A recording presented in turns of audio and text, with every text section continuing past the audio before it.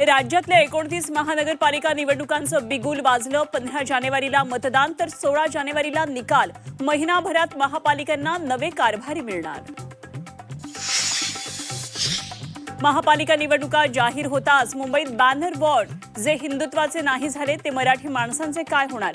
सेना भवनासह मातोश्री परिसरात बॅनरबाजी. कालच्या मराठी माणसा मुंबई वाचव आशयाच्या बॅनरला जोरदार प्रत्युत्तर. येत्या 2 दिवसांमध्ये ठाकरे बंधूंच्या युतीची घोषणा होण्याची शक्यता आहे. निवडणुका जाहीर होताच राजकीय घडामोडींना वेग.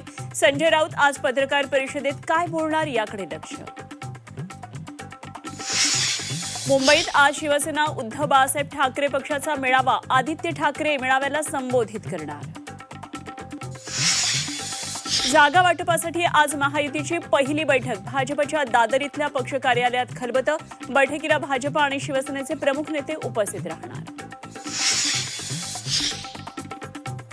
महापालिका निवडणुकीचं बिगुल वाजताच महायुतीला तडे. पुणे आणि पिंपरी चिंचवडमध्ये भाजप राष्ट्रवादी विरोधात लढणार तर पवार काका पुतण्या एकत्र लढणार असल्याच्या चर्चांना उधाण.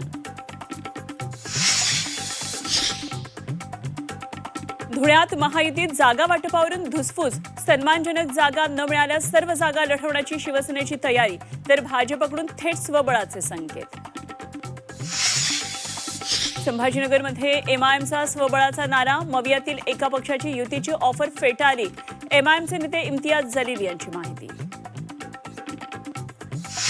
धुळ्यात भाजपचा शरद पवारांना धक्का. माजी महापौर कल्पना महालेंचा भाजपत प्रवेश.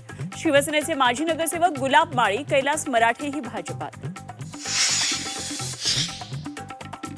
झी 24 तासनं उघड केलेल्या जमीन गैरव्यवहार प्रकरणी दिग्विजय पाटलांची काल तब्बल 11 तास चौकशी. 40 मुद्द्यावर पोलिसांकडून झाडाझडती. आज पुन्हा चौकशी होणार.